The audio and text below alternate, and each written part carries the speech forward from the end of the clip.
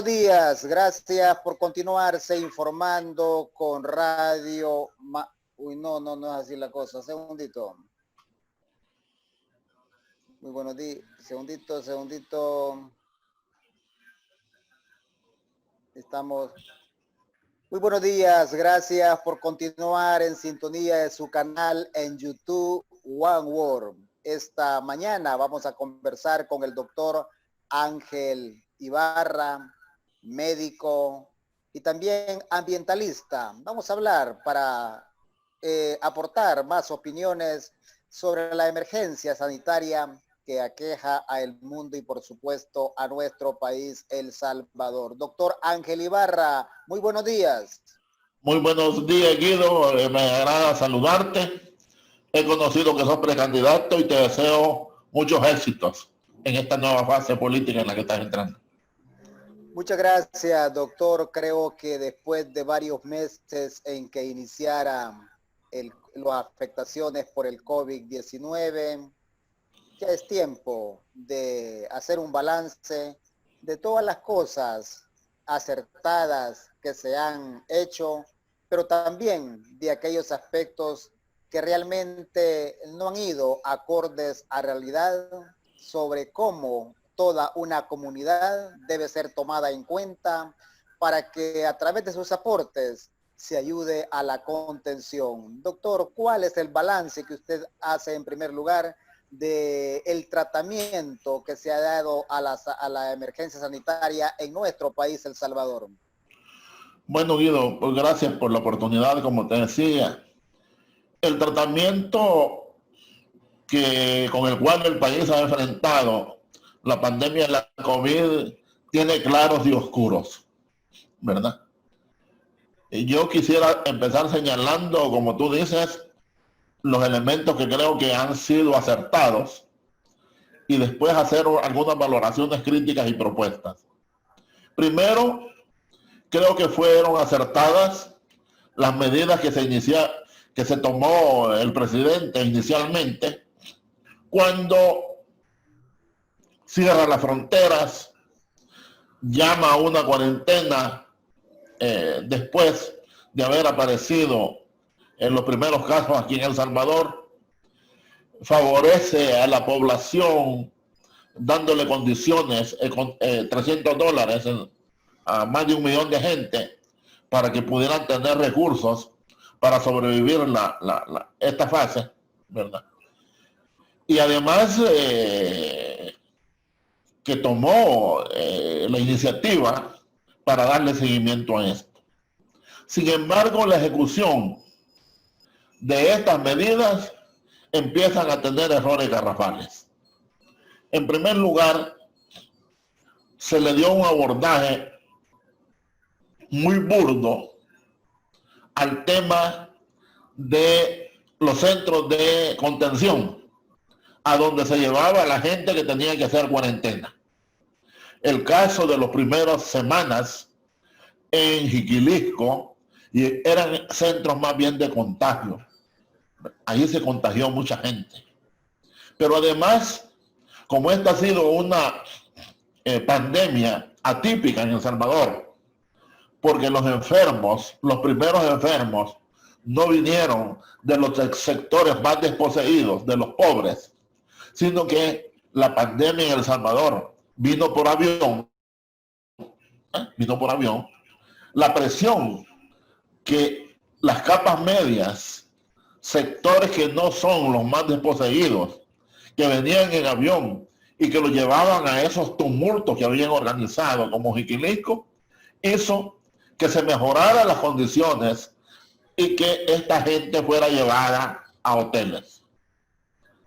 Y en los hoteles se prestó y se sigue prestando, por ejemplo, a los que vienen de los otros países en condiciones más aceptables. Se pudo hacer aislamiento, la gente pudo estar en unas condiciones mejores y digamos que la pandemia para esos sectores sociales mejoró.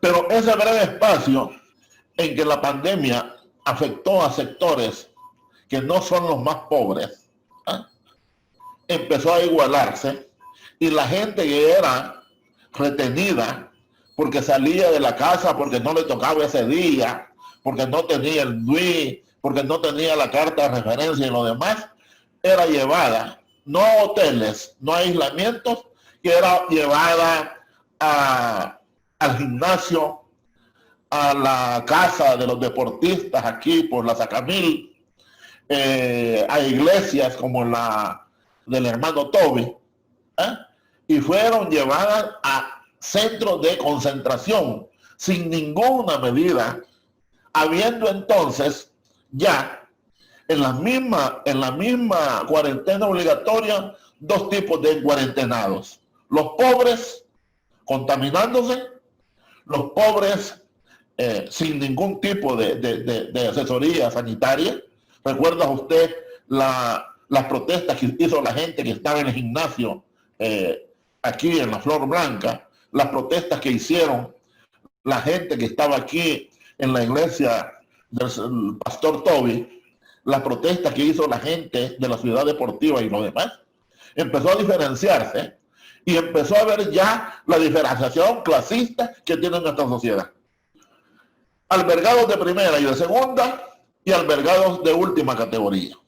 Eso, Guido, se convirtió en un factor infeccioso importante. Segundo, la ayuda, que estaba bien de darle un subsidio del Estado a la gente para que tuviera comida, para que tuviera plata para enfrentar 1 o 1 mes y medio esta pandemia. Ya no voy a repetir los casos del Senade, la irregularidad a quienes se les dio, a quienes no se les dio, etcétera, porque incluso ahí la misma Corte de Cuentas le hacen falta cerca de 30 millones de un reparto inequitativo. Pero desde el punto de vista salubrista, entonces, la misma medida de contener, de cuarentenar a la gente, de separar a la gente y bloquear la transmisión del virus, se abortaron. Y por muy buenas ideas y muy buenas definiciones que pudo haber tenido el gobierno, allí tenemos un primer gran fracaso. Pero además, la cuarentena no resuelve el problema. La cuarentena lo que hace en su primera fase es, como no teníamos casos aquí en el país, ¿verdad?, aislar los casos que se importaban, ponerlos 14 días, y aquí esa gente se tuvo 30 días. Es decir, era una medida extrema, innecesaria, porque en todos lados se sabe que el máximo en un porcentaje importante, más del 80% de la contaminación del COVID, tiene un periodo en los primeros 14 días de la enfermedad. Hay casos en que se han visto a los 21 días y casos que se habían visto a los 23 días. Pues no, aquí se dijo, vamos a tener 30 días. Y ahí metimos a la gente a 15 días más de confinamiento, pero además era un doble gasto para el Estado. Y reducíamos la mitad de la capacidad que teníamos, a tal grado que esa diferenciación social entre los encuarentenados de primera y segunda y los que estaban en hoteles, pequeños, y los encuarentenados de la última categoría, que son de los que ya me refería. Unos sí tenían aislamiento y los otros estaban en un foco de contaminación. Pero te decía que la misma cuarentena servía para preparar condiciones para enfrentar toda la pandemia, con la famosa teoría de aplanar la curva. Es decir, de mantener el nivel de contagios a una mínima expresión, para mientras el Estado, es decir, el gobierno, quien sí fue importante que asumiera eso, incluso manifestando que la salud es primero que la economía, que es un gran acierto también, ¿verdad? Pero entonces era para preparar condiciones de qué tipo: preparar la capacidad hospitalaria. Una capacidad hospitalaria que antes de la pandemia ya era difícil. La capacidad hospitalaria del país ya antes de la pandemia estaba agotada. Eso de tener pacientes en camillas en los hospitales no es nuevo en El Salvador. Pues entonces se perdieron 3 meses para mejorar la capacidad instalada hospitalaria para resolver los casos, que es en más o menos un 5 a 10% de los contagiados, de los que padecen la COVID, que necesitan una atención hospitalaria de primera. Y entre un 2 y un 5% que necesitan incluso lo que llamamos unidades de cuidados intensivos con respiratorios, con aparatos respiratorios automatizados para que la gente no muera realmente asfixiada por falta de aire para respirar. No se mejoraron esas condiciones. También era tiempo suficiente para preparar condiciones de epidemiología, para ir a los territorios a combatir la COVID. Partiendo de la tesis, Guido, de que la pandemia se va a parar en la comunidad, se va a parar en el barrio, se va a parar en el cantón, y esa no se para en los hospitales. Si no tenemos control de los que se contagian, tanto por asintomáticos como a quienes llegan a tener casos severos e incluso muertes, jamás nosotros vamos a estar en condiciones de llevar entre el 2 y el 5% a unidades de cuidados intensivos. Pero realmente no se mejoró eso. Se nos metieron a obras para ser el primer lugar en América Latina del más grande hospital, y de febrero para acá, que ya casi son 5 meses, no tenemos el famoso hospital El Salvador en condiciones para que descongestione los demás centros hospitalarios. Los demás centros hospitalarios que están trabajando en función de la COVID, donde no hay cirugías electivas, donde el tratamiento a otras enfermedades que no sean COVID también se ha dejado de un lado, están prácticamente contaminados. Y la COVID es hoy la única enfermedad que está recibiendo atención en el país. Todos esos, entonces, han eclipsado, han degenerado y han frustrado las buenas medidas o intenciones que se tuvieron al principio de la pandemia. Doctor, creo que es importante hacer esa aclaración. En los hospitales se necesitan los incentivistas, se necesitan los virólogos, se necesitan los infectólogos y todos los especialistas en esta área en los hospitales. Pero creo que nos ha costado entender que el COVID es una emergencia sanitaria que también requiere de una estrategia, de una política de salubridad. Así como el dengue no se combate en los hospitales, sino en la comunidad, también el COVID se combate desde la comunidad porque es ahí donde está presente. ¿Cómo se puede analizar la falta de organización? No se ha querido tomar en cuenta los liderazgos locales, a los alcaldes, no hay gabinetes departamentales, no hay un sistema de protección civil organizado. Algo se entiende lo que están planteando los diputados sin que lleguen, por ejemplo, a que les aprueben la violación a libertades constitucionales o a asumirse temas de cuarentena sin la participación del Ministerio de Salud. Hay que estar claro en eso, pero los alcaldes son importantes, los liderazgos locales son importantes, la ciencia es importante en cada lugar y eso ha habido un rechazo por parte del gobierno. Mira, Guido, fíjate que la COVID es más allá de una emergencia sanitaria, es una emergencia social, es una emergencia económica, es una emergencia, es el iceberg de una crisis sistémica que no llega sola. Si nosotros queremos resolver la COVID hoy sin tomar en cuenta la crisis climática creciente, estamos en la calle. Si nosotros vamos a querer resolver que nadie se enferme de COVID, pero esa gente se va a morir de hambre con las hambrunas de mediano y largo plazo, estamos en la calle. Es decir, la COVID, primero hay que entenderla como una crisis sistémica, casi civilizatoria, que necesita un antes y un después. Y me parece que ese es el primer error a nivel gubernamental, pero también a nivel de la clase política del país. No sabemos la profundidad de la crisis. No estamos actuando en consonancia con la gravedad de la crisis. Y hacemos de la crisis una changoneta para disputa electoral. Una changoneta para seguir en los mismos pleitos que se incubaron en los últimos 3 años en la política salvadoreña. ¿Y eso a costa de qué? A costa de que el país se siga encaminando hacia un desastre más grave que tiene repercusiones importantes. Porque a esta fase, sanitariamente estamos en una fase ya complicada. Tenemos el contagio a nivel comunitario. Más en las grandes ciudades porque ahí circula más gente.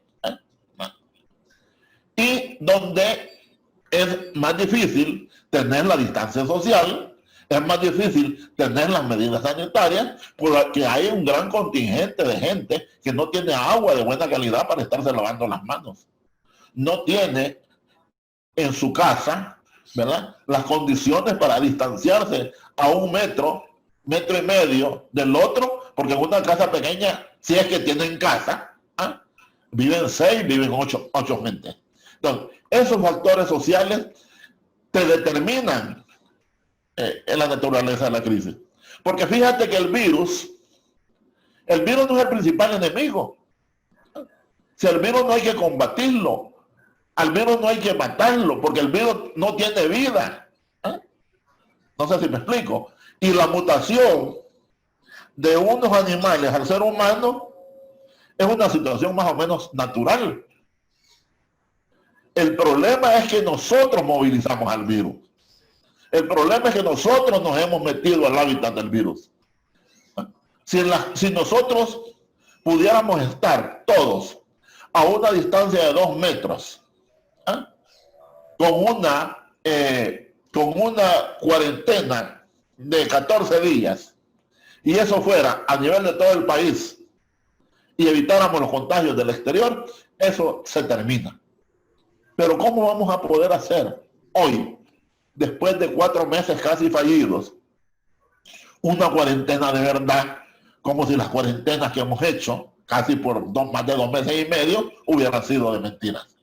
Cuando la gente está agotada, cuando la gente ya no tiene condiciones para seguir prestando, cuando la gente ya no tiene condiciones para seguir comiendo, cuando la gente, que es el 60% de la población en El Salvador, vive de lo que gana del día. Ese es el problema dramático que tenemos. Si El Salvador estuviera en otras condiciones sociales, si aquí no se hubieran aplicado las medidas políticas neoliberales que derrumbaron la agricultura, que limitaron las capacidades del gobierno, ¿verdad?, no estuviéramos endeudándonos tanto, tuviéramos las capacidades mínimas para que esta enfermedad, para que esta pandemia, que es grave, se pudiera contener. Hay ejemplos importantes donde esto se ha contenido, tanto en países capitalistas como en países socialistas. Mira cómo se ha contenido la pandemia en Vietnam. Y Vietnam tiene 1.800 kilómetros de frontera con China. Mira cómo se ha contenido la pandemia en Cuba. Pero mira también cómo se ha contenido la pandemia en Uruguay. El problema, Guido, es eso. ¿A quién vamos a favorecer? ¿Por qué no mandamos a las capas medias al gimnasio y metimos a los pobres a los hoteles? Es cierto que estamos trabajando en función de los pobres en este país. No, los pobres son los mismos, son los que no tienen agua, son los que no tienen trabajo, son los que se tienen que rebuscar todos los días y además son los que más se contaminan. Eso es así en el país. Entonces, si queremos buscar la realidad, es no tanto como tú dices, en el sentido para resolver, o más bien concluyendo, para resolver el problema de la COVID en El Salvador, no necesitamos ni decretos de la Asamblea Legislativa, ni decretos ejecutivos. Necesitamos involucrar a toda la gente, desde las alcaldías, activando el Comité Municipal de Protección Civil, donde está la policía, la Fuerza Armada, salud, educación y dirigido por el alcalde, con recursos del gobierno central, que está articulado, donde hay una dirección general que científicamente hoy debe ser dirigido por el Ministerio de Salud, como hicimos con el dengue hace 3 años, hace 4 años, ¿verdad? Y hacer de la comunidad no un factor problema, sino un factor solución. Mirá lo que está haciendo, empezando a hacer Soyapango. Mirá lo que está haciendo, empezando a hacer San José Villanueva. Mirá lo que está empezando a hacer el alcalde de Panchimalco. ¿Ah? Crear brigadas para detectar al enfermo, aislar al enfermo, ¿ah? Aislar al enfermo, darle los elementos para que pueda estar en cuarentena, ¿ah? Educar a la gente que hay que lavarse las manos, que hay que usar mascarilla, que hay que guardar la distancia social, etcétera. Y esas armas tan primitivas, tan básicas, que casi no cuestan nada, son las armas con las cuales se puede detener esta pandemia que tanto daño le está haciendo a países tan ricos como las potencias mundiales. Mirá lo que está pasando en Estados Unidos. Mirá lo que está pasando en Brasil, lo que pasó en Europa, lo mismo que pasó en China o en la Unión o en Rusia, ¿eh? Con medidas sencillas, elementales que deberíamos tener incorporadas en nuestra vida cotidiana, con una buena educación en salud, es como se combate esta pandemia que ha puesto en jaque a casi toda la humanidad y que se ha convertido en la crisis sanitaria más grave que se conozca en la historia a nivel mundial. Doctor, tuve la oportunidad de estar en la medianoche cuando se implementó el estado de excepción y daba pánico realmente en vez de generar confianza. Yo pasé como a las 12:15 por el desvío de San Pedro Perulapán y ahí habían como 200 soldados, como 100 policías, creyendo que reprimiendo al virus lo van a matar. Una gran locura haber visto, por ejemplo, los retenes tanquetas con ametralladoras .50, cuando lo que necesitábamos era médicos, personal médico, monitoreando, educando a la gente cómo hacer por lo que se venía. Ya una vez tuvimos el primer caso, continuar a monitorear localmente. No se ha querido, porque curiosamente hay que tener mucho cuidado cuando los alcaldes, algunos alcaldes incluso ya han establecido medidas ilegales de estar restringiendo la salida de las personas a partir del documento único de identidad. ¿Qué ley puede declarar inconstitucional la sala de lo constitucional si no existe? Se nos ha hecho realmente una anarquía en El Salvador. No queremos escuchar a la ciencia cuando lo que debe hacerse es darle fuerte al control, darle fuerte a la educación social, darle con fuerza, detectando los casos y aislando los lugares, pero no es sacando los policías, sacando al ejército y reprimiendo como el virus, si tuviera vida, se estuviera riendo de nosotros, doctor. Exacto, Guido. Es decir, mira, no es una cuestión de constitucionalidad ni de legalidad, es cuestión de sentido común, ¿eh? Del elemental sentido común, ¿eh? ¿Verdad? Lo que recomienda la OMS, ¿verdad?, para abrir la economía son 3 condiciones. 1, que el nivel de contagios y de muertes vaya disminuyendo. Pero para disminuir el nivel de contagios y no tener lo que tenemos en el país desde hace 2 semanas, 2 semanas, hay que ir a buscar a los enfermos, tanto los sintomáticos como los asintomáticos. La gran mayoría de estos son asintomáticos y los otros son los que no tienen grandes síntomas. Un 80% de la gente afectada por la COVID no necesita tratamiento. Quizás ningún tipo de tratamiento. Es del 20%, un 15% necesita tratamiento sintomático y solo un 5% necesita hospital. Algunos de ellos no necesitan llegar a cuidados intensivos. Eso es para el 5% aproximadamente. Entonces, ¿cómo hoy vamos a repetir una decisión que se tomó ya vamos a tener 4 meses, que es una cuarentena obligatoria, como si vamos a repetir la cosa. En eso no hay condiciones. No estamos en el primer día, en el día D de la pandemia, ni estamos en las condiciones. Hoy eso está focalizado y hay condiciones para hacer mapas de eso. Para hacer mapas de eso. La Universidad de El Salvador acabamos de tener la semana pasada un foro virtual, que sería bueno que tú hablaras con los colegas, ¿verdad?, para ver cómo se hace y cómo eso se georreferencia en los casos. Y entonces donde tenés más contagios, donde tenés más factor, ¿verdad?, contagioso, ahí es donde podés, incluso si es un pasaje, es un barrio, o sea, todo un municipio, a ese sí le pones un cerco epidemiológico o un cerco sanitario, porque significa que vas a ir a hacer un montón de exámenes para ver cuántos son, quiénes son, con quiénes se han relacionado, y le vas a llevar condiciones además, ¿verdad?, para que esa gente no siga contagiando a la otra gente. Y los focos de contagio los vas a aislar o los vas a clausurar. Suponete, para vos sos de allá de Cabaña, hablemos de un pueblo de Cabaña, o Contexto, o más para arriba. En esos pueblos pequeños, a los 3 que están enfermos hay que ir a preguntarles con quiénes se vieron, dónde estuvieron.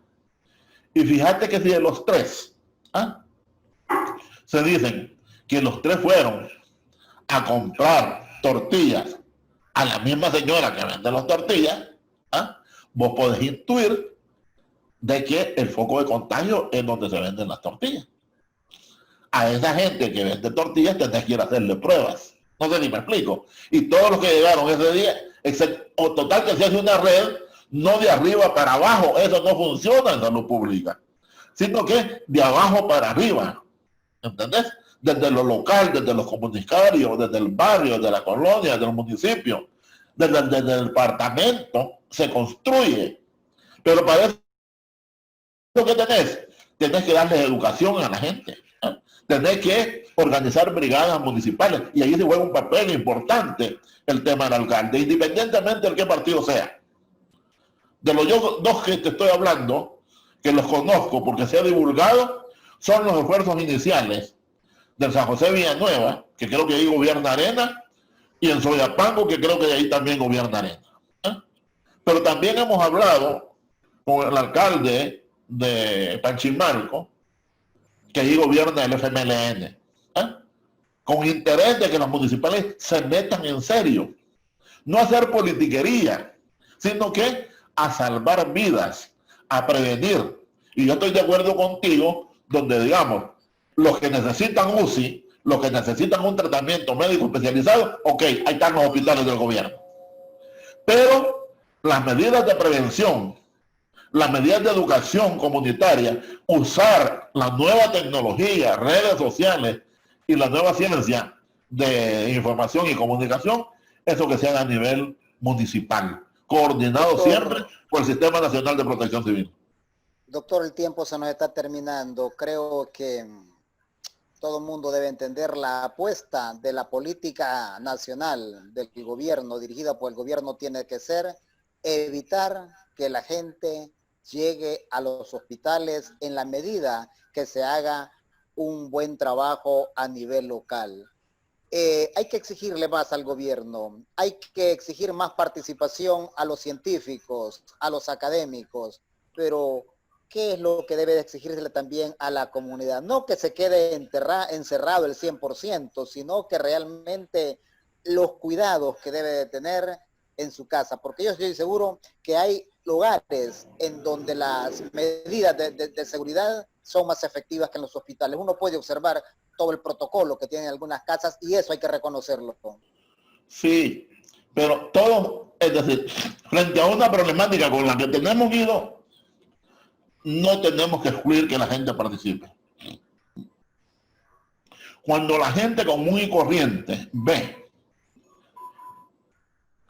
la comunicación que tiene el presidente de la República con los diputados, el pleito que se tienen allá arriba, la gente no ve la falta de seriedad.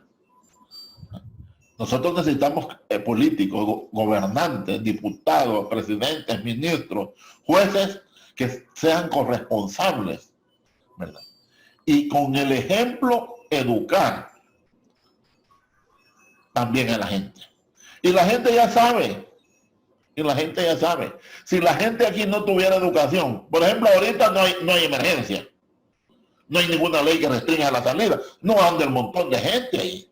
¿Entendés? Entonces, lo que hay que decirle a la gente es que estamos en la lucha por la vida, que hay que actuar en las ADESCOS, que hay que actuar en los comités locales, comunitarios, de barrios, municipales, ¿vean? Que hay que tener un gran sentido de solidaridad, un gran sentido de alteridad, pero eso precisamente el pueblo salvadoreño rebosa de eso. Mira el montón de iniciativas que ciudadanos, que iglesias, que ONGs, que gente muy corriente ha organizado para ir a distribuir víveres, para ir a distribuir protectores de la boca y la nariz, mascarillas, etcétera. La gente se está involucrando, pero necesitamos, como dices tú, una acción del Estado, una acción pública ejemplar. Y ojalá el gobierno se dejara de ayudar. Pero ahí está peleado con el colegio médico. Ahí está peleado con la gente de la universidad, de la Gavidia. Está peleado con la UCA, está peleado con las iglesias. Así no se puede construir. No sé si me explico. Correcto, doctor, es importante y creo que una deuda que traemos también con los presidentes que se han dedicado bastante a ser jefes de gabinete, a potenciar a su partido político y no a comportarse como jefes de Estado. Creo que hay que seguir analizando esta situación para ir fortaleciendo la institucionalidad e ir construyendo ese El Salvador que sigue permanente esa deuda. Doctor Ángel Ibarra, muchísimas gracias por esta conversación que nos ha permitido esta mañana. Gracias, Guido, y estamos a la orden, ¿verdad? Para seguir participando en esto. Muchísimos puntos como ustedes en tu vida. Muchas gracias.